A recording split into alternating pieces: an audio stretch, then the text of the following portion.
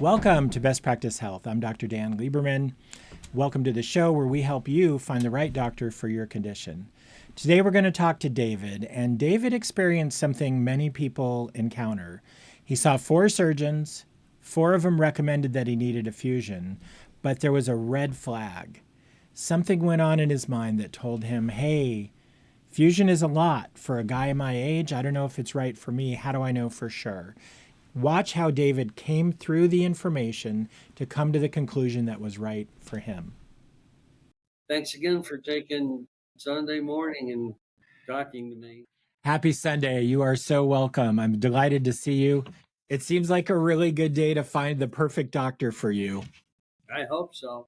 Yeah. Did you have a chance to look at my images? I did, and I found them to be shocking.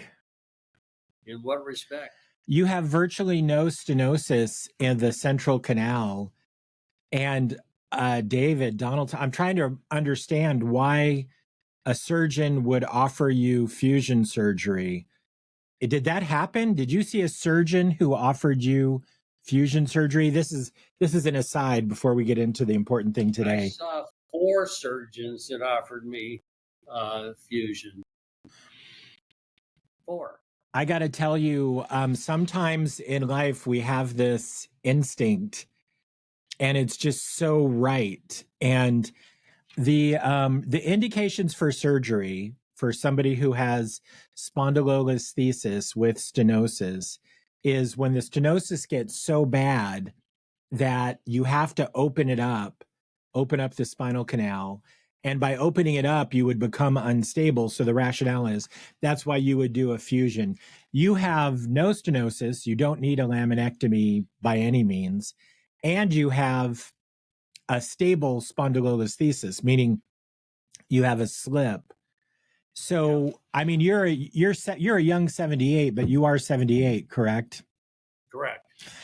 The idea that you should have a surgery that's not indicated by conventional standards that would require an inordinate amount of your life to recover from, to me, that little voice in your head or your gut or your instinct or whatever you want to call it, you should be very grateful because it kind of saved you, my man. It kind of saved you.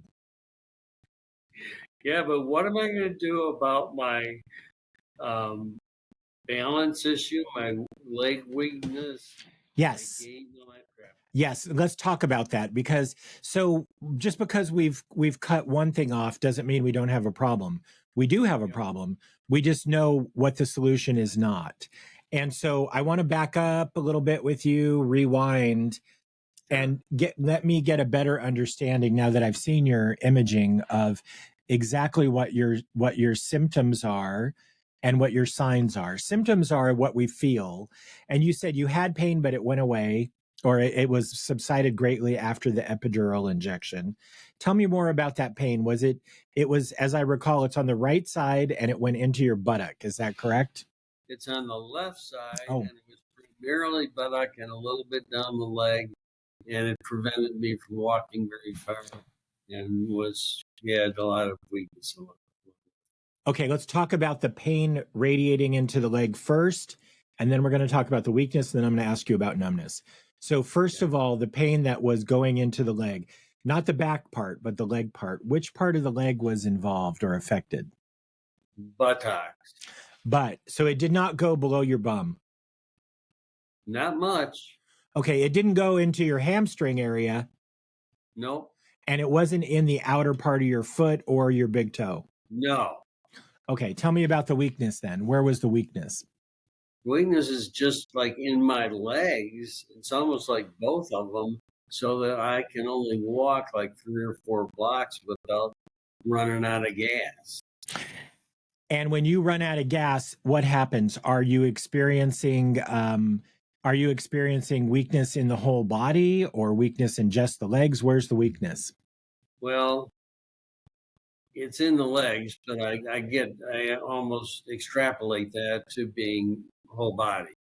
But it's my legs want to give out after a certain amount of blocks. And sometimes on the way to the bus stop or something, I have to sit down and take a break.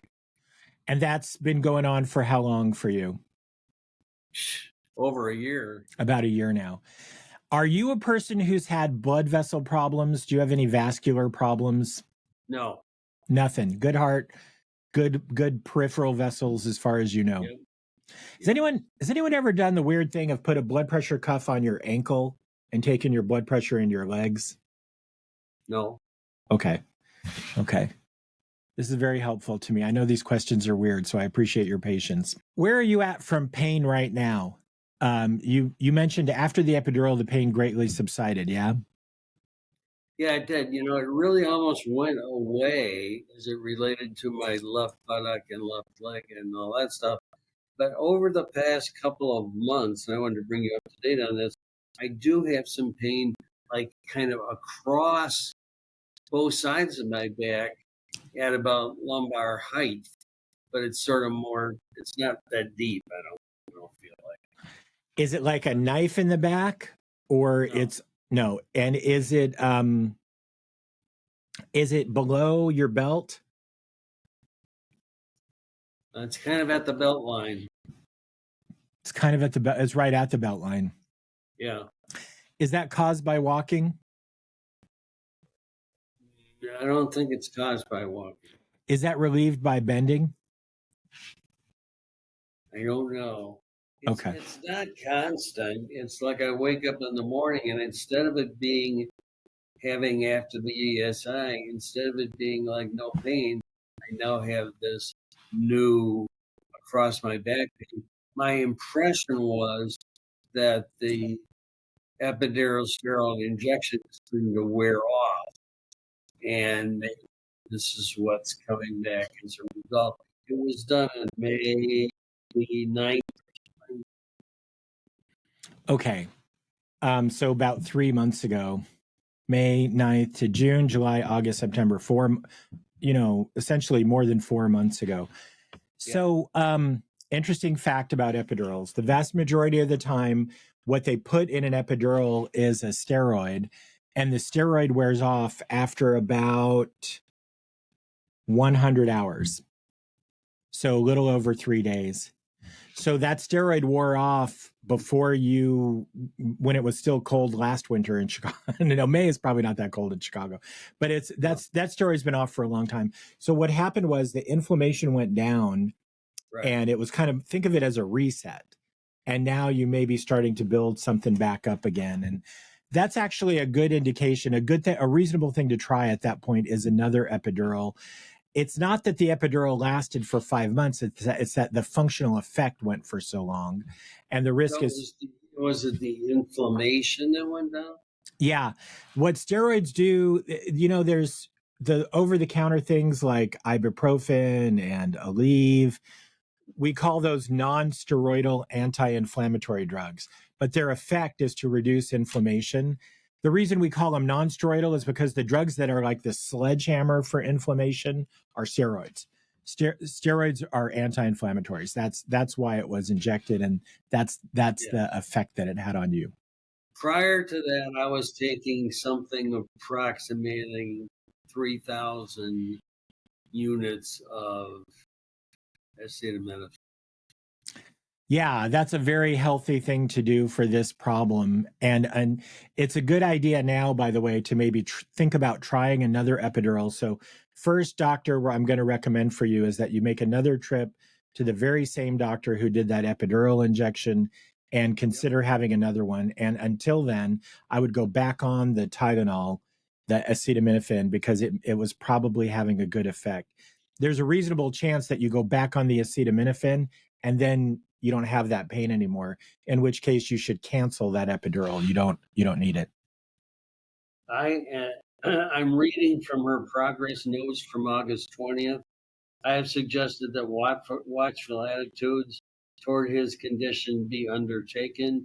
In the event he should experience recurrence of symptoms, consideration for second ESI could be undertaken. I'm in love. Okay, it's official. I'm in love. I love your pain doctor. What was the name of your pain doctor? Well, my pain doctor is Dr. Ross. This document came from Dr. Ganju, who's the surgeon who I wanted to do the endoscopic thing, and she didn't want to do it. Yeah. Yeah. Well, I think Dr. Ganju was on the right track on a number of levels, but it is time to go back to the pain doctor and consider another epidural. I strongly agree with that. That's the right doctor for you. And here at Best Practice, what we do is recommend we certify doctors, we qualify them, and you want a pain doctor who is board certified in anesthesia or physiatry, A, and then B, double board certified in pain management. The reason we want those kind of doctors is what they get in that training is learning how to use an x-ray machine to precisely locate a needle, learning how to make the correct diagnosis. And all those things are super important for every person with spinal pain, and certainly with you. Okay, so kind of indicative that he knows what he's doing by the fact that the first one works so well. Exactly. Not only does he know what he's doing, he did it right. They don't always do it right. And by right, I mean it worked. Different doctors have different